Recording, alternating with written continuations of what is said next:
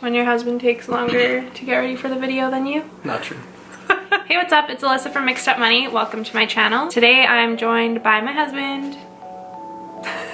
And yeah, he does exist. And we're gonna discuss home ownership. So I wrote on the blog today a little bit about renting versus owning and the debate that is taking the internet by storm these days. We talked about our feelings towards that. We are going to now do a little bit of a matchmaker game. Before you buy a house with your partner, it's important that you discuss finances and your wants and needs and all of those tough conversations. And we've done that a lot, but we thought it would be fun to kind of break down the 10 questions that we think you should discuss before you buy a house together and do a little bit of a matchmaker game. So I'm gonna ask the question and then we're both gonna write down our answers and we're gonna see if they match. I don't know how this is gonna go. We probably think we're gonna have the exact same answers, but I bet some will be different, so. I bet.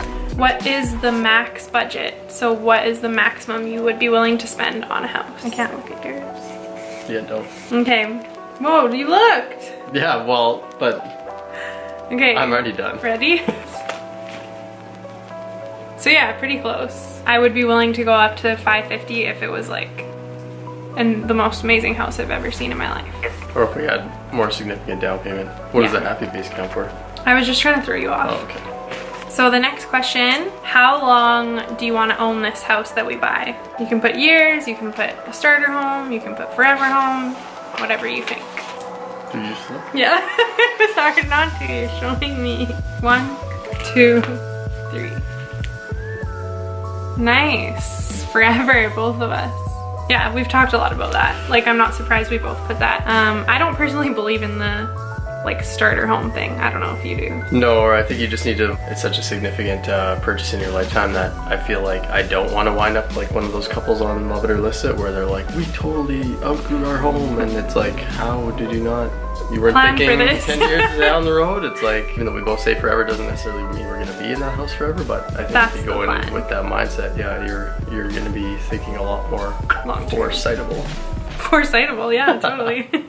The third question. Here's where it's Mug making another appearance in one of my videos. How much do you want to save for a down payment? So you can put the percentage or you can put the dollar amount. Okay, 1, 2, 3.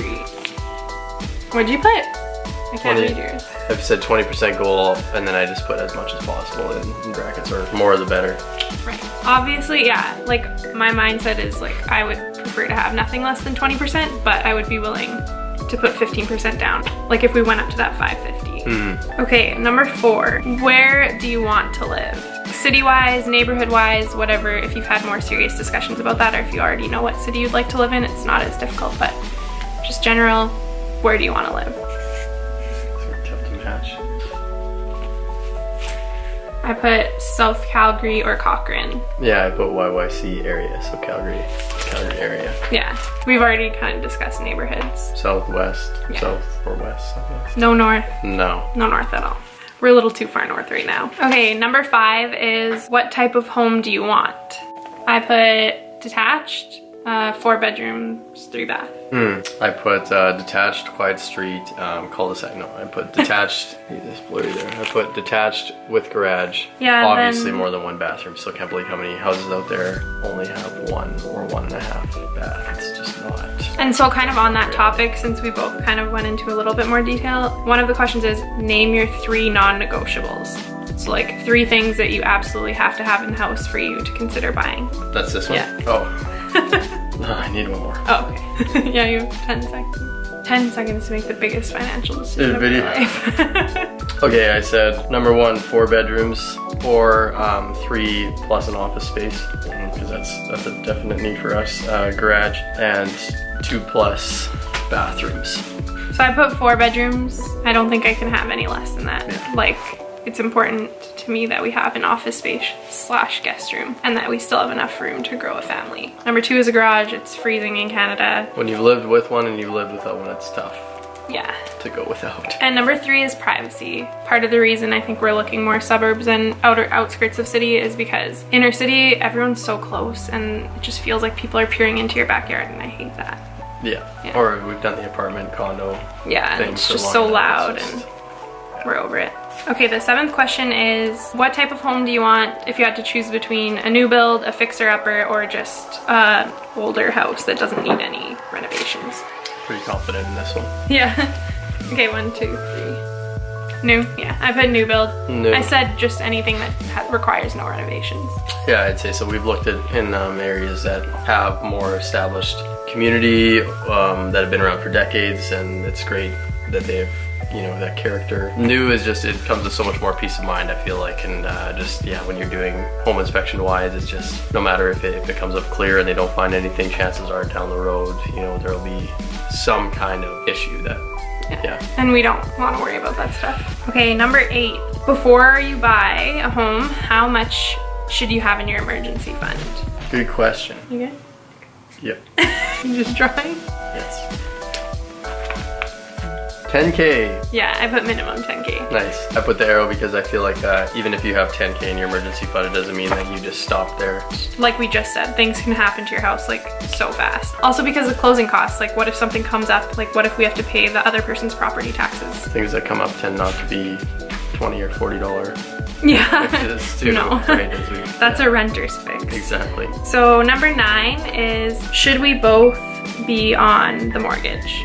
Sort of aggressive pen strokes. That's how I write. Okay, 1, 2, 3. Joy. I think the only time that it would be necessary to have sole ownership if you were a couple or buying a house with your partner is if one person had a really bad credit score, or maybe it's a part of your prenuptials agreement where one person is on there just because there is always a chance for divorce. And the last question, what should be your maximum monthly spend? So including your mortgage and including everything else, how much should you be spending each month? It'll help you decide how much you want to spend on your house, how much of a down payment you should have, and how long you want to hold your mortgage for. Are we talking dollar amount? I feel like it's a tough one to answer. Yeah, dollar amount. Oh, nice. 5,000 each. That's where that term afford, how much of a home can you afford, or being able to afford a home is not being stretched to your absolute limit every single month just because you can afford that initial down payment, and then, you know, first couple months and then a year in you're trying to keep your head above water. It's not ideal. So that's it. Those are our 10 questions. Obviously ours went pretty smooth, I would say. Yeah. Because we've had those discussions before, but it is good to have all of those discussions in more thorough detail than we just did, to make sure that you're on the same page. And to be honest, because it's easy to just go with whatever your partner wants, but if you're not comfortable with that, you have to let them know. And I think you need to have reasons why you want what you want.